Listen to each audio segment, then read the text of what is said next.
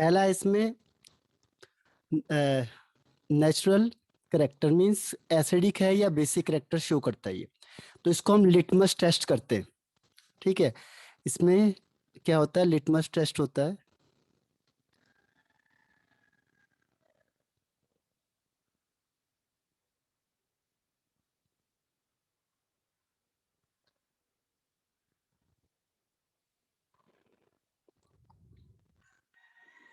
तो litmus test में क्या होगा, देखो, अगर आपने लिटमस टेस्ट किया हो किसी ने, तो बताओ मुझे, लिटमस टेस्ट में क्या होगा। अगर आपने लिटमस पेपर लिया है, तो अगर वो रेड कलर में चेंज हो जाए तो वो कौन सा नेचर शो करेगा, बता सकते हो। एसिडिक। Acidic, okay. और इसके अलावा अगर जो लिटमस है, अगर वो रेड कलर शो करता है तो कौन सा होगा। हाँ, सुमित और श्रुति राइट आंसर दोनों के। एसिडिक करेक्टर शो करता है। ठीक है, यामिनी राइट आंसर है। तो इसके बाद अगर, अब ये बताओ मुझे, एसिडिक का तो आपने बता दिया, अगर बेसिक नेचर शो करेगा तो उसका कलर क्या होगा। अब कलर बताना ब्लू। आपने। ब्लू। अगर बेसिक ब्लू नेचर शो करेगा तो कलर क्या सर, होगा। ब्लू। ब्लू होता सर है। ब्लू। ब्लू, हाँ वेरी गुड। तो ब्लू होता है। ठीक है, तो बेसिक में ब्लू हो गया। ठीक है, और अगर न्यूट्रल होगा तो क्या होगा। कलर चेंज नहीं होगा। हाँ, कलर चेंज नहीं होगा, very good. No change in colour है ना। हाँ, जो श्रुति ग्रीन होता है, अगर आपने पीएच पेपर का आंसर लिया है, जो हर एक पीएच को बताता है। जैसे pH 1 होगा तो उसका कलर रेड हो जाता है। तो ऐसे बढ़ते बढ़ते हर एक पीएच का कलर अलग अलग होता है, तो उसके अकॉर्डिंग आपने सही बताया। बट अगर हम सिंपल लिटमस को लेते हैं तो उसमें क्या होता है, कलर का कोई चेंज नहीं होता है। सिंपल लिटमस वाले में अगर आप रेड को डालोगे तो रेड ही रहेगा, ब्लू को रखेंगे तो ब्लू ही रहेगा, तो वो न्यूट्रल है। ठीक है, और एक स्पेसिफिक होता है जिसमें आपको ये पता करना है कि उसका pH 1 है या 2 है, तो उसमें स्ट्रिप होती है आपके पास। वो स्ट्रिप जैसे डालते हो वो कलर शो करता है, और उस कलर के बेस पे आप बता देते हो। उससे आपको एक स्ट्रिप मिलेगी जिसमें सारे कलर होते हैं कि pH 1 होगा तो कौन सा कलर आता है, 2 होगा तो कौन सा आएगा, 3 होगा तो कौन सा आएगा। तो उसके बेस पे अगर हमें स्पेसिफिक निकालना पड़ता है तो वहां पे ग्रीन आपने आंसर सही बताया। न्यूट्रल के लिए यानी pH 7 होगा तो उसका कलर ग्रीन होता है, लेकिन वो पीएच पेपर में है वो। अब आते हैं डिकम्पोजिशन। डिकम्पोजिशन मतलब होता है, तो जो ओजोन है, ध्यान रखना ये न्यूट्रल होता है, यानी इसमें लिटमस का कोई इफेक्ट नहीं पड़ेगा। दूसरा होता है कि देखो, ओजोन थर्मोडायनेमिकली अनस्टेबल होता है ऑक्सीजन के कंपैरिजन में।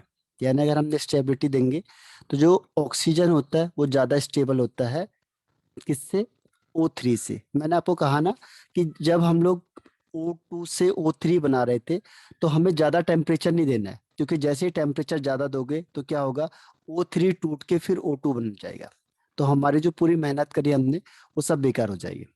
ठीक है, तो इस केस में ध्यान रखना है कि हाई टेम्परेचर में ऑक्सीजन ज्यादा स्टेबल होता है, O3 स्टेबल नहीं होता है। ठीक है, तो आ, ये चीज ध्यान रखनी। और अगर हायर कंसंट्रेशन ओजोन का होता है तो ये एक्सप्लोसिव भी हो सकता है, यानी डेंजरस होता है अपने, जो हायर कंसंट्रेशन होता है ओजोन का।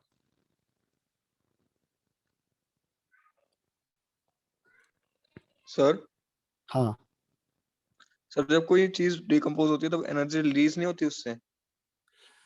देखो, डिकम्पोज होने से क्या होता है कि आपको पहले उसको डिकम्पोज करने के लिए क्या करना पड़ेगा, हीट देनी पड़ेगी, तभी तो टूटेगा वो। अगर आपने कोई कंपाउंड बनाया, कोई भी चीज है, ए बी ले लिया आपने, तो जब आप इसे तोड़ोगे तो ये हीट रिक्वायर्ड होगी, यहाँ पे आप हीट दोगे तब ये टूटेगा यहाँ से, और फिर यहाँ पे ए और बी अलग हो जाएगा। ठीक है, तो सर इस जैसे कंडीशन में न्यूक्लियर आपको है। न्यूक्लियर रिएक्शन में तो जब यूरेनियम टूटता है थोड़ियम और उसमें तो हीट रिलीज हाँ, होती है ना। न्यूक्लियर रिएक्शन की अलग चीज है वो, जब आप पढ़ते हो स्पेशल, वो न्यूक्लियर केमिस्ट्री होती हो, उसका स्पेशल ब्रांच है वो रेडियो एक्टिव एलिमेंट होते हैं जो मैंने आपको पहले बताया ओके था। सर। रेडियो एक्टिव क्या होते हैं, बहुत डेंजरस होते हैं वो, तो एक्सप्लोसिव होते हैं वो।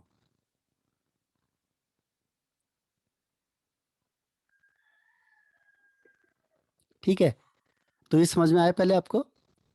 Yes sir. अगर आप डिकम्पोज करोगे इन जनरल, तभी उसको अलग ब्रांच में पढ़ते हैं हम। जो वो है वो स्पेशल ब्रांच होती है उसकी, क्योंकि वो जितने भी हम लॉज पढ़ते हैं उसमें ये जो रेडियो एक्टिविटी है वो वाले फॉलो ही नहीं होते। देखो, डिकम्पोजिशन का मतलब होता है ब्रेक डाउन करना। तो जब ऑक्सीजन होता है जो ये अनस्टेबल होता है, यानी अगर ऑक्सीजन को आप हीट दोगे तो ये O2 में ब्रेक डाउन हो जाएगा, यानी डिकम्पोज हो जाएगा हाई टेम्परेचर पे। तो इसकी स्टेबिलिटी कम होती है, किसकी? ओजोन की। ओजोन हाई टेम्परेचर में एग्जिस्ट नहीं करेगा, तो किस में टूट जाएगा? O2 में, ऑक्सीजन में टूट जाएगा। ठीक है, इसको हम इससे बता सकते हैं। देखो, इन जनरल क्या होता है कि डिकम्पोजिशन ऑफ ऑक्सीजन, इससे हीट निकलती है यहाँ पे और एंट्रोपी बढ़ती चली जाएगी। एंट्रोपी का केस मैंने आपको बताया होगा कि एंट्रोपी किस केस में बढ़ेगी। जैसे दोनों गैस है, तो आपको मैं दो एग्जांपल बता रहा हूँ। देखो, O2 गिव्स O3। ठीक है, अब इस केस में आपने बताना है कि एंट्रोपी बढ़ेगी या कम होगी, यानी एंट्रोपी प्लस होगी या माइनस होगी।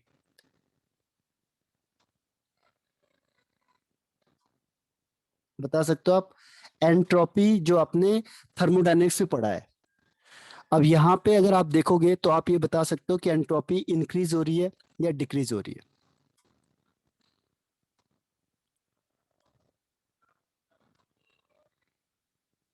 Okay, sir Yamini, increase. इसके अलावा? हाँ, या और श्रुति, हाँ, सुमित क्या बताया आपने? इंक्रीज। Increase, okay. देखो, इस केस में क्या होता है कि आपके पास यहाँ पे कितने मॉलिक्यूल थे? 3 मॉलिक्यूल थे। ठीक है, और जब आपने ये किया तो कितने मॉलिक्यूल हो गए? 2 मॉलिक्यूल हो गए गैस के। तो देखो, 3 मोल है, इसको हम मोल भी कह सकते हैं और मॉलिक्यूल भी कह सकते हैं, दोनों वर्ड से इसको दिखाते हैं। ठीक है, तो पहले 3 मोल थे, तो रेंडमनेस क्या था? ज्यादा रहा होगा, क्योंकि 3 मोल है। और अब 2 मोल हो गए तो रेंडमनेस कम हो जाएगा। ध्यान रखना, जब भी गैस के मॉलिक्यूल, केवल गैस के लिए रेंडमनेस देखा जाता है, क्योंकि सॉलिड और लिक्विड तो करेंगे नहीं रेंडमनेस, केवल गैस ही करते हैं। तो इस केस में क्या होता है कि एंट्रोपी क्या होगी? कम हो जाएगी, यानी नेगेटिव हो जाएगी। ठीक है, ध्यान रखना इसका। इस केस में एंट्रोपी नेगेटिव होगी।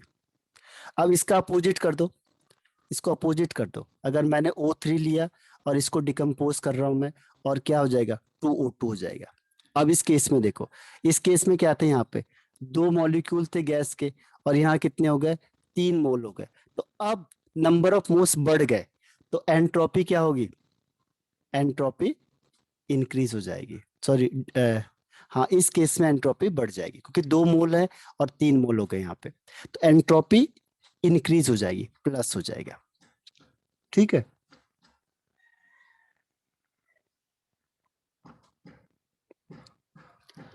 क्लियर है? Yes sir. ओके। हाँ, यहाँ पे क्या होता है, ओजोन के केस में इन जनरल में तो हीट क्या होती है? रिक्वायर्ड होती है। लेकिन वो कह रहा है कि ये अनस्टेबल होने की वजह से क्या होता है कि जो O3 होता है, जब ये डिकम्पोज होगा तो इस केस में यहाँ पे एंट्रोपी तो प्लस हो गई।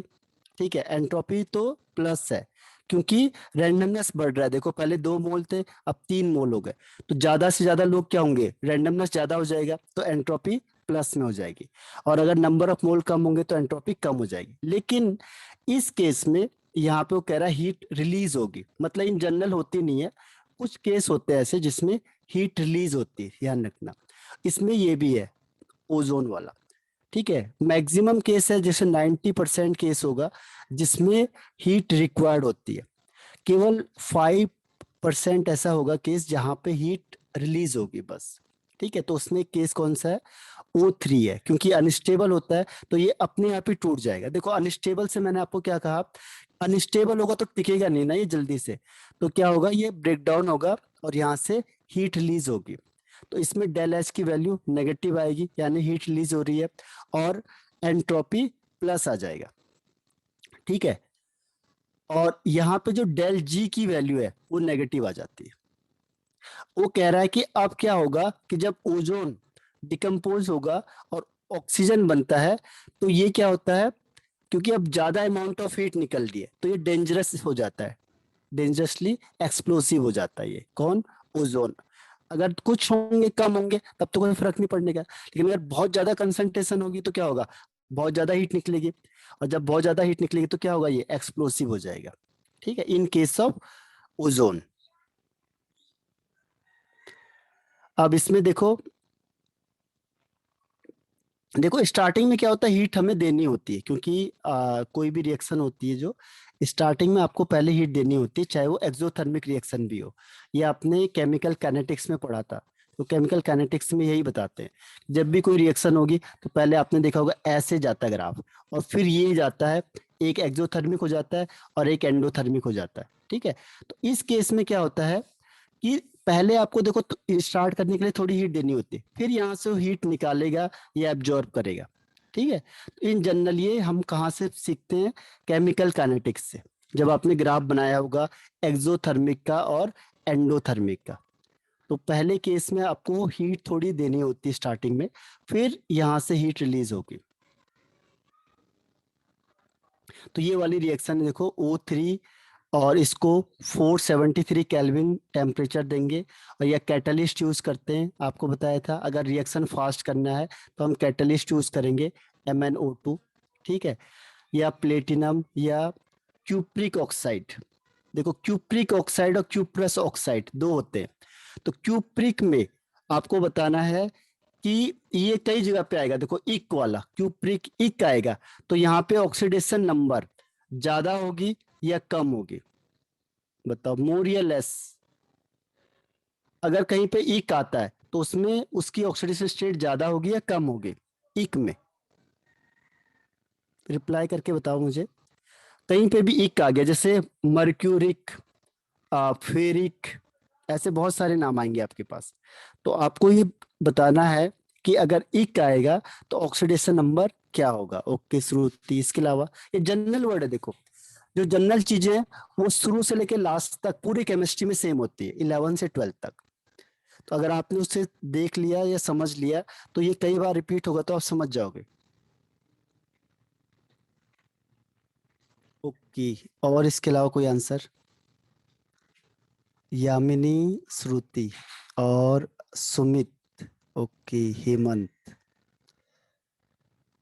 ठीक है, आंसर सही है आपके कुछ। सुमित ने भी सही आंसर दिया है, बाकी ने थोड़ा मिस कर दिया। देखो ऑक्सीडेशन नंबर ज्यादा होती है इसमें, मोर +2, यहाँ पे उसने ठीक है +2 होगी कॉपर की। देखो CuO, Cu जनरली दो ऑक्सीडेशन स्टेट शो करता है, +1 और +2, ध्यान रखना।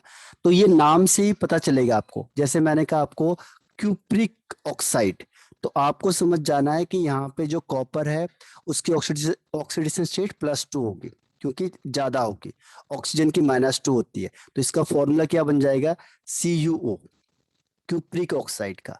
और यही चीज उसने चेंज कर दिया, कई बार वो फॉर्मूला नहीं लिखता, ध्यान रखना, क्यूप्रस ऑक्साइड लिख देगा वो, क्यूप्रस ऑक्साइड, तो अस आ गया, तो इसका मतलब इसकी ऑक्सीडेशन स्टेट 1 होगी, इसकी 2 है, तो ये कंपाउंड बन जाएगा Cu2O। ठीक है, तो ये है, ये ध्यान रखना आपने। तो इक और अस है जो बहुत जगह पे आएंगे, जैसे आएगा फेरिक ऑक्साइड, तो फेरिक ऑक्साइड को कैसे करेंगे, तो ऑक्साइड में Fe है, इसकी दो वैलेंसी होती है, +2 एंड +3, तो जो ज्यादा वाला है वो आएगा इक के साथ, यानी Fe की वैलेंसी +3, ऑक्सीजन की -2, तो इसका कंपाउंड बन जाएगा Fe2O3। और ये आएगा अगर फेरस, फेरस ऑक्साइड, तो आपको समझ जाना है Fe की ऑक्सीडेशन स्टेट कम है, यहाँ पे +2, इसकी -2, तो कंपाउंड बनेगा FeO। ठीक है, तो इसका ध्यान रखना है इसमें इक और अस का। आप देखो ऑक्सीडाइजिंग एजेंट, तो ऑक्सीडाइजिंग एजेंट का मतलब क्या होता है कि जो दूसरे को ऑक्सीजन प्रोवाइड कराता है या दूसरे को ऑक्सीडाइज कर देता है, लेकिन उसके खुद का रिडक्शन हो जाता है। तो यहाँ पे ओजोन भी क्या है, पावरफुल ऑक्सीडाइजिंग एजेंट है, क्योंकि जैसे आप ये डिकम्पोज होता है तो यहाँ से देखो ये नेसेंट ऑक्सीजन निकलता है, तो जो नेसेंट निकलेगा वो बहुत ज्यादा पावरफुल होता है। तो नेसेंट ऑक्सीजन या होता है, इसी की वजह से पावरफुल ऑक्सीडाइजिंग एजेंट होता है। तो कह रहे हैं इसका सेकंड नंबर है, देखो पहला F2 है सबसे हाईएस्ट में, फिर ये सेकंड में O3 है, ओजोन। ठीक है, तो यहां से मेन रिएक्शन क्या होगी, ये O वाली रिएक्शन। क्लियर है? अब इसकी प्रॉपर्टी देख लेंगे। देखो पहचान कैसे, पता कैसे चलेगा आपको कि ये ऑक्सीडाइजिंग एजेंट है रिएक्शन में या नहीं है। अगर आपको कोई रिएक्शन को देख के पता करना है कि ये ऑक्सीडाइजिंग एजेंट आ रहा है या नहीं आ रहा है, तो हम देख के पता कैसे चलेगा, कोई बता सकता है? अगर आपको ये रिएक्शन में बताना है कि मैंने बोला बताओ ये पीबी, ये है देखो PbS प्लस O3 है, ठीक है, गिव्स PbSO4 प्लस O2 है। अब मैं बोलूंगा बताओ इसमें PbS कौन सा एजेंट है, ऑक्सीडाइजिंग एजेंट है या रिड्यूसिंग एजेंट है? तो आप देख के कैसे पता लगा सकते हो कि ऑक्सीडाइजिंग होगा या रिड्यूसिंग होगा? कोई बता सकता है किस बेस पे हम चेक करते हैं कि ये ऑक्सीडाइजिंग है या रिड्यूसिंग है?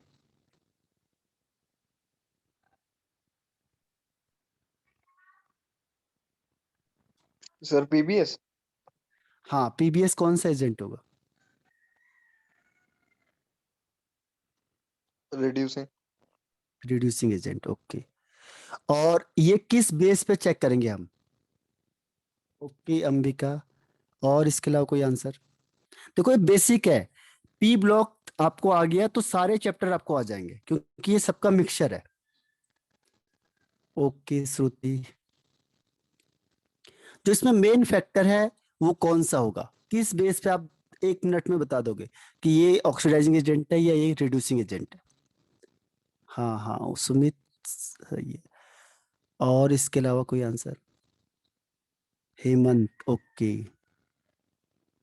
यामिनी? इसमें ऑक्सीडाइजिंग एजेंट और रिड्यूसिंग एजेंट पे ज्यादातर क्वेश्चन आते हैं। तो देखो इसका मैं बता देता हूं आपको कि जब भी कोई रिएक्शन आएगी तो आपको ऑक्सीडेशन स्टेट देखनी है। ये अंबिका ने सही आंसर बताया, इसका एक्यूरेट आंसर। आपको केवल क्या देखना है, ऑक्सीडेशन स्टेट। सारा आंसर देखो, मैक्सिमम चीज का एक ही आंसर है, ऑक्सीडेशन स्टेट। तो पहली चीज है जिसमें मैक्सिमम आप आंसर दोगे, तो उसमें आपको कमांड होनी चाहिए हर एक के ऑक्सीडेशन स्टेट में। अगर आपको ऑक्सीडेशन स्टेट नहीं आ रहा निकालना, तो मैं आपको उसको डिटेल में बता दूंगा, पूरा ऑक्सीडेशन निकालना किसी का भी। ठीक है, ऑक्सीडेशन स्टेट निकाल लोगे तो इसके मैक्सिमम क्वेश्चन आप सॉल्व कर लोगे पी ब्लॉक के, जिससे उससे ऑक्सीडाइजिंग एजेंट का पता चल जाएगा, रिड्यूसिंग एजेंट का पता चल जाएगा। ठीक है, एसिडिक कैरेक्टर, बेसिक कैरेक्टर, ये सब ऑक्सीडेशन स्टेट से ही आप बता सकते हो। ठीक है, कौन स्ट्रॉन्ग ऑक्सीडाइजिंग एजेंट है? तो इसमें से देखो पीबी का +2, एस का -2, ठीक है, और ये O3 है, एलिमेंटल स्टेट में है, तो इसका 0 हो जाएगा। ठीक है, अब यहां देखो इसमें क्या होगा कि पीबी है, यहाँ पे क्या होगा +2, ठीक, एस है, एस का क्या होगा, एस का निकालना पड़ेगा आपको। देखो PbSO4, इससे क्या करोगे +2 हो जाएगा, एस को x मान लो, और ऑक्सीजन होता है -2, तो 4 2 जा 8, 8 में से 2 गया 6, तो एस का हो जाएगा +6, ऑक्सीजन का -2, यहाँ पे 0, क्योंकि जो एलिमेंटल स्टेट में होता है उसका 0 होता है। अब देखो पीबी में कोई चेंज नहीं हुआ, तो इसको आप कंपैरिजन नहीं करोगे। अब सल्फर में देखो, सल्फर का +2 है और यहाँ +6 हो गया, ऑक्सीडेशन नंबर बढ़ गया, यानी इसका क्या हो गया, ऑक्सीडेशन हो गया। तो जिसका ऑक्सीडेशन होता है वो रिड्यूसिंग एजेंट होता है, ये सुमित ने सही बताया था, रिड्यूसिंग एजेंट। तो रिड्यूसिंग एजेंट कौन होता है, जिसका खुद का ऑक्सीडेशन होगा, वो रिड्यूसिंग एजेंट है। अब दूसरा ऑक्सीडाइजिंग एजेंट हो जाएगा, या देखो ये -2 है और ये सॉरी 0 से -2 में चला गया, तो ऑक्सीडेशन नंबर डिक्रीज होगी तो रिडक्शन हो जाएगा। जब रिडक्शन होगा तो इसका मतलब ये ऑक्सीडाइजिंग एजेंट होता है। ठीक है, तो ऑक्सीडेशन नंबर सबसे बेस्ट तरीका है और कई क्वेश्चन ऑक्सीडेशन नंबर से ही सॉल्व हो जाते हैं। ठीक है, तो इसमें आपको कमांड होना बहुत जरूरी है क्योंकि बहुत सारे क्वेश्चन के आंसर केवल ऑक्सीडेशन नंबर से ही सॉल्व होते हैं। तो इसमें भी देखो आप पीबीएस से ऐसी सब में है, देखो जो भी सल्फाइड वाला ये कंपाउंड होगा, इसको अगर वो कह रहा है कि ओजोन से करेंगे तो ओजोन से O2 मिलेगा आपको बस, और इसमें क्या होगा, ये जो ऑक्सीजन है इसमें ऐड हो जाएगा बस। तो जैसे CuSO4, ठीक है, Zn का होगा तो ZnSO4 हो जाएगा, अगर CD है तो CdSO4 हो जाएगा। ठीक है, और O3 से ऑक्सीजन बन जाएगा बस, ये ध्यान रखना सल्फाइड वाले केस में जनरली। तो आपको क्या करना है, जब ऑक्सीडेशन करेंगे तो O3 से O2 बनेगा ही बनेगा, ये फिक्स है। अगर O3 है तो आपको ध्यान रखना जो दूसरा यहाँ पे बनेगा O2 बनेगा ही बनेगा 100%। ठीक है, इसमें सोचना ही नहीं है कुछ भी। अगर इसके साथ वाटर हुआ, अगर आपने वाटर डाल दिया तो उसका एसिड बन जाएगा, एसिड। जैसे आपने कोई भी, चलो आगे बताता हूँ, पहले ये समझ में आया आपको इस केस में क्या होगा, चाहे PbS ले लो, चाहे CuS ले लो, ZnS ले लो, CdS, कोई भी S ले लिया आपने, ओजोन के साथ रिएक्शन करोगे तो इसका सल्फेट बना दो PbSO4 और ऑक्सीजन निकाल दो, तो ऑक्सीजन हर एक केस में निकलेगी। अगर ओजोन लिया है आपने तो एक चीज फिक्स मान के चलो कि ऑक्सीजन गैस निकलेगी ही निकलेगी, तो एक प्रोडक्ट आपका फिक्स हो गया, और जो दूसरा होगा उसमें आपने ऑक्सीजन को ऐड कर देना। ठीक है, तो ये है O3 को निकालने का तरीका। अब वो कह रहा है एक है HCl, अगर आपने एसिड ले लिया है, ठीक है, एसिड के केस में क्या होगा, ये आप क्लोरीन में भी पढ़ोगे अभी, HCl प्लस O3, तो HCl प्लस O3 क्या बनता है, Cl2 गैस बन जाती है, ऑक्सीजन तो बनेगा ही बनेगा, वाटर बन जाता है। ठीक है, तो यहाँ से क्लोरीन गैस निकलेगी। HCl के केस में ऐसे Br होगा तो ब्रोमीन निकलेगा, HI होगा तो आयोडीन निकलेगा। ठीक है, ये फिक्स है। तो कुछ चीजें देखो फिक्स हो जाती है कि इस चीज से ऐसा ही होगा, तो वो आपने याद कर देना। ठीक है, और एक है आपका नाइट्रेट्स के साथ करेंगे तो क्या होगा, नाइट्राइट के साथ करेंगे तो उसका नाइट्रेट बन जाएगा। ठीक है, अब देखो KNO2 है, ये बन जाएगा KNO3, यहाँ से एक ऑक्सीजन निकलेगा और इसमें O2 बन जाएगा, ये तो बनेगा ही बनेगा, ये तो 101% है। O3 से O2 101% है कि बनेगा ही बनेगा। ठीक है, और इसका एक ऑक्सीजन दूसरे के साथ कंबाइंड हो जाएगा, जो भी आप यहाँ लोगे उसके साथ कंबाइंड हो जाएगा। जैसे अभी हमने कहा देखो O3 प्लस O3 टूटेगा तो O2 प्लस O हो जाएगा, तो O2 तो बनेगा ही बनेगा, ये दूसरा है जो ये दूसरे के साथ कंबाइंड हो जाएगा। ठीक है, तो इसको याद रखना आपने। एक और है KI के साथ, H2O और O3 के साथ, तो अगर KI के साथ करेंगे H2O और O3 तो क्या होगा, KOH, देखो KI है तो I का आयोडीन बन जाएगा बस, और O3 से O2 बन जाएगा। ठीक है, बाकी इससे क्या आएगा, OH आएगा, तो OH माइनस इसके साथ जाके KOH बना देगा, KOH। तो एक चीज फिक्स है, HI हो या KI हो, उसका I2 बनेगा ही बनेगा, O3 से O2 बनेगा ही बनेगा, बाकी ये जो बचते हैं वो आपस में आप मिक्स कर देना उसे बस। थोड़ी सी कुछ चीजें हमें याद करनी पड़ेगी इसमें। दूसरी चीज क्या है, देखो एक और याद रखना, जब भी ऑक्सीडेशन करोगे आप, ये फिक्स होता है, ऑक्सीडेशन करोगे तो Fe2 प्लस फिक्स है कि Fe3 प्लस में ही चेंज होगा। जैसे यहाँ पे Fe को 2 प्लस ले लो तो यहाँ पे Fe3 प्लस हो जाएगा, क्योंकि ये 3 आ गया यहाँ पे, ये 101% है। तो किसी का भी ऑक्सीडेशन करोगे आप तो ये ध्यान रखना है, ये आपको शॉर्टकट में आज अभी बताऊंगा लास्ट में भी। तो आपको क्या ध्यान रखना है, देखो Fe2 प्लस Fe3 प्लस में चेंज हो जाएगा, तो इसका ऑक्सीडेशन हो गया, किसके प्रेजेंस में हुआ, O3 के प्रेजेंस में हुआ, O3 से क्या बन जाएगा, O2 बन जाएगा। ठीक है, और जो H प्लस लोगे आप, ये H2SO4 लोगे एसिडिक मीडियम में, तो इसका बन जाता है H2O, बस इतना ध्यान रखना। तो कोई भी रिएक्शन आप आराम से कर दोगे। जैसे मैंने आपको ये नहीं दिया, अब इसको छोड़ दो, मैंने कहा देखो I माइनस है, I माइनस से I2 में बन जाएगा। ठीक है, और कोई भी ले लो इसका, जैसे Br माइनस है, ये मुझे पता है Br2 में बन जाएगा। अब मैंने आपको रिएक्शन दे दी, बी आर की कोई भी या एच आई की कोई भी, तो बी आर माइनस हो गया। आपको पता है एसिड की प्रेजेंस में H प्लस लिखा हो या H2SO4 हो, एक ही बात, और O3 लिखा है। तो फिक्स ध्यान रखना आपने कि बी माइनस कहीं पे हो, जैसे एच बी आर हो गया, ठीक है, बी आर माइनस का मतलब एच बी आर हो, एच बी आर के साथ कुछ भी होगा, तो बी आर से क्या बन जाएगा, बी आर टू बन जाएगा। एच प्लस होगा या H2SO4 होगा, इससे बन जाएगा वाटर, और O3 से बन जाएगा O2। तो ये रिएक्शन आप खुद लिख सकते हो, इसको याद करने की ज्यादा जरूरत नहीं है, क्योंकि ये ऑक्सीडाइजिंग एजेंट होता है। और जो H प्लस होगा या H2SO4 होगा, ये हर हमेशा वाटर में टूट जाता है, ठीक है, और ये जो है इसका ऑक्सीडेशन होगा, तो माइनस से जीरो में चला जाएगा। बी आर माइनस से बी आर जीरो ही हो सकता है बस, तो ये ऑक्सीडेशन हो गया इसका, ठीक है। तो ये रिएक्शन अगर आप याद करोगे किसी के साथ भी, जैसे मैं ओजोन के साथ बता रहा हूँ, अगर आप HNO3 के साथ करोगे तो यहाँ पे HNO3 लिख दो, फिर मैंने आपको बताया था HNO3 में क्या होता है, बस ये चीज फिक्स है, बी आर का फिक्स है, इसका फिक्स है। यहाँ पे आप ऑक्सीडाइजिंग एजेंट को चेंज करते जाओगे, उसके कंपेरिजन में यहाँ पे जो प्रोडक्ट है वो चेंज होता जाएगा, बस इसमें कोई चेंज नहीं होने का, ठीक है। तो ये शॉर्टकट ट्रिक है, अगर आप याद रखना चाहो इससे तो याद कर सकते हो, ताकि कोई भी रिएक्शन आएगी तो आप खुद लिख सकते हो उसे। जैसे देखो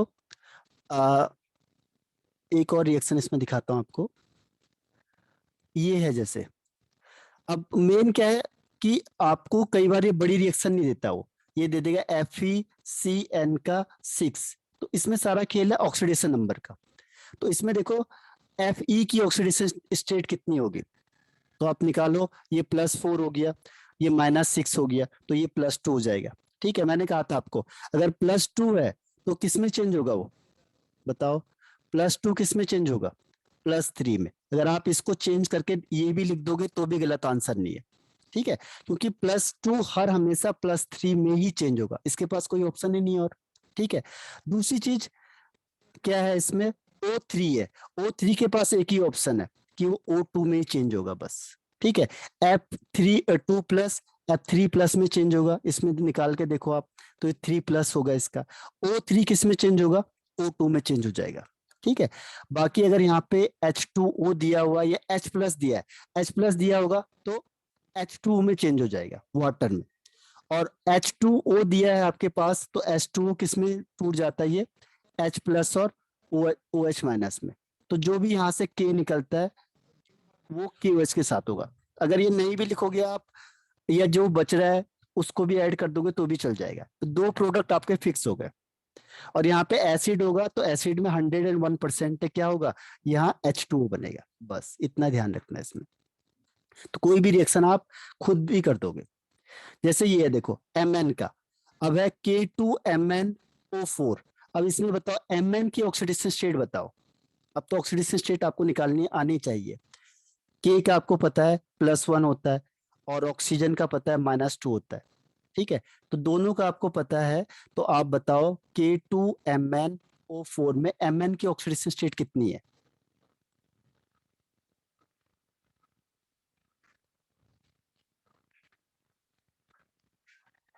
K2MnO4। देखो सारे आंसर इसमें ऑक्सीडेशन स्टेट से ही सॉल्व होंगे बस। तो इसमें मेन प्रोडक्ट है जो आपके पास वो है K2MnO4। ओके हेमंत, इसके अलावा कोई आंसर, K2MnO4, अंबिका, ओके, श्रुति, और इसके अलावा सुमित एंड यामिनी। अगर ये नहीं आता है तो मैं आपको इसको भी डिटेल से समझा दूंगा कि ऑक्सीडेशन स्टेट कैसे निकालते हैं, उसको अलग से टाइम लेके। लेकिन ये बहुत इंपॉर्टेंट है, क्योंकि अगर ऑक्सीडेशन स्टेट आपको निकालनी आ गई तो इसके सारे क्वेश्चन सॉल्व हो जाएंगे आपसे। अब देखो इसमें है +6 ऑक्सीडेशन स्टेट, कैसे, K का +1 होता है तो 2 × 1, इसको x मान लो, ऑक्सीजन का होता है -2 = 0, तो x = क्या होगा, +2 -6, तो ये हो जाएगा, सॉरी 4 × 2 = 8, तो -6 हो जाएगा, इधर आएगा तो 6 हो जाएगा। अब KMnO4 में कितना होगा, देखो Mn का +6, तो जब इसका ऑक्सीडेशन होगा तो हर हमेशा ऑक्सीडेशन स्टेट में ज्यादा होना चाहिए, Mn का +7 होगा, ध्यान रखना। तो Mn +6, Mn4 में Mn का +7 होगा, तो +6 से +7 हो गया, यानी इसका ऑक्सीडेशन हो गया। तो O3 का क्या होगा, O3 का O2 बन गया, देखो फिक्स है O3 से O2। H2O का यहाँ से K निकल रहा है एक, तो KOH के साथ मिलके KOH बना देगा बस। तो ये तीनों रिएक्शन आपकी फिक्स हो गई है, इसके साथ चेंज होके ये बनेगा, उसके साथ ये बनेगा, ठीक है। तो ये आपको थोड़ी सी चीज याद करनी है, इसमें एसिड जनरल ट्रेंड का देता है, कि उन्हें पता है कि हर एक रिएक्शन को याद करना मुश्किल होता है, लेकिन इसकी ट्रिक होती है, तो ये वाले क्वेश्चन आपको दे सकते हो। ठीक है, क्लियर है, बताओ यस नो।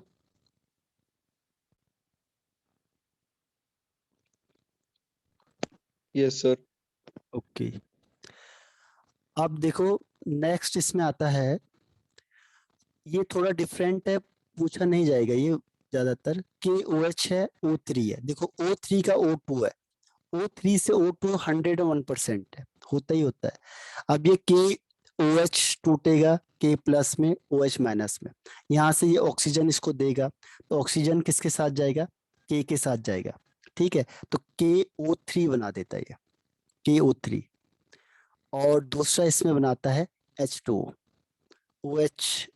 OH मिलके H2O बना देते हैं, और यहाँ से एक ऑक्सीजन मिलेगा, और देखो 2 OH हो गए, तो क्या होगा, H2O बनेगा, एक O यहाँ से निकलेगा, तो वो भी इसके साथ चले जाएगा K के साथ, तो KO3 और H2O। तो इसमें फिक्स क्या क्या चीजें हैं, देखो O3 से O2 बनेगा ही बनेगा, कोई भी रिएक्शन ले आओ, इतना फिक्स है।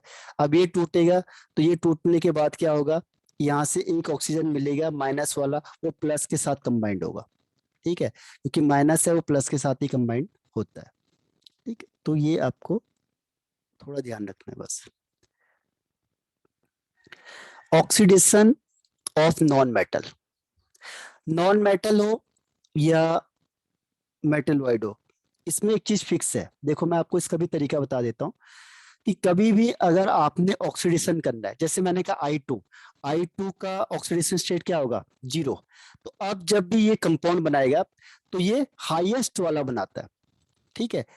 हाईएस्ट वाला जो है ऑक्साइड एसिड है, वो लगभग हाईएस्ट ऑक्सीडेशन स्टेट वाला बन जाता है, मतलब ज्यादा होगा। देखो 0 से प्लस होना चाहिए, तो ये +1 भी दिखाता है, +3 भी दिखाता है, +5 भी दिखाता है, +7 भी दिखाता है। तो जनरली हाईएस्ट वाला शो करेगा, +5 या +7, मैक्सिमम केस में +7 शो करता है ये, ठीक है।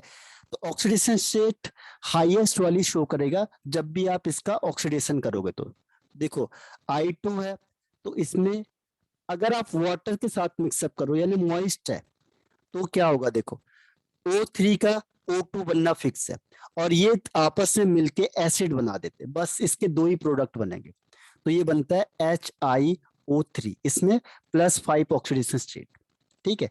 +5 है या +7 भी बना सकता है, यानी HiO4 भी बना सकता है, तो यहाँ पे ऑक्सीडेशन स्टेट +7 होगी, ठीक है। तो एसिड बनेगा अगर आपने वाटर लिया है तो। अब कोई भी कंपाउंड ले लो आप, आंसर को मैं देखो आपको एकदम से वैसे ही बता दूंगा कि इसका आंसर क्या होना चाहिए। जैसे आपने लिया, सपोज सल्फर ले लिया, एसिड कुछ भी ले लो आप, सल्फर ले लिया, इसको मैंने कहा H2O और O3 में रिएक्शन करेंगे तो क्या होगा। अब देखो O3 से आपको पता है कि O2 बनना ही बनना है, फिक्स है।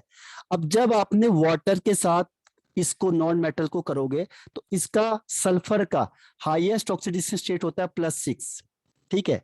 तो ये क्या बनेगा, H2SO4, H2SO4, क्योंकि सल्फर +6 से ज्यादा शो नहीं करता, ठीक है। तो +6 करेगा, तो उस केस में क्या होगा, H के 2 और O के 4 लग जाएंगे, 4 2 जा 8, और ये 6 +2, ये -8, तो ये +6 करेगा, तो H2SO4 बनेगा, O2 बनेगा, फिक्स है। और दूसरा कोई भी कंपाउंड ले लो, जैसे P4 ले लिया आपने, P4 + O3, बस आपको हाईएस्ट पता होना चाहिए। जैसे P है 15 ग्रुप का, तो इसकी ऑक्सीडेशन स्टेट +5 से ज्यादा नहीं हो सकती है, क्योंकि 15 में 5 लास्ट में होंगे, वो 5 ही डोनेट कर सकता है। तो P का हाईएस्ट 5 है, तो आपने क्या करना है, इसमें 4 ऑक्सीजन लगा दिए और 3 हाइड्रोजन लगा दिए, तो 3+ और ये -8, 4 2 जा 8, तो देखो H3PO4 बन गया, और इसका आपको पता है क्या बनता है, O2 बनता है। लेकिन यहाँ पे वाटर होना चाहिए, यानी मॉइस्ट होना चाहिए, तभी ये बनेगा। अगर वाटर नहीं है तब ये ऑक्सीजन इसके साथ कंबाइंड हो जाएगा, बस। ये O3 से तो O2 बनेगा ही बनेगा, यहाँ से जो ऑक्सीजन निकलेगा वो P के साथ कंबाइंड हो जाएगा। तो ये इसकी सिंपल ट्रिक है जिससे आप किसी भी कंपाउंड को बना सकते हो। और एग्जांपल देखते हैं, देखो कोई भी एग्जांपल ले आओ, सेम कॉन्सेप्ट चलेगा। आपको लग रहा है कार्बन को ले आओ, चलो आपको लग रहा है आपने कार्बन पढ़ा नहीं है, देखो मैंने कहा कार्बन बताओ, कार्बन को मैंने O3 के साथ रिएक्शन कर दी और H2O दे दिया। अब आपने कार्बन तो देखा नहीं है, लेकिन आपको पता है कार्बन की ऑक्सीडेशन स्टेट कितनी होती है, +4 होती है। तो ये क्या बनेगा, H3CO3, 3 2 जा 6, हाँ H2CO3, ठीक है। ये आपको पता है कार्बोनिक एसिड होता है, तो H2CO3 बना देगा ये।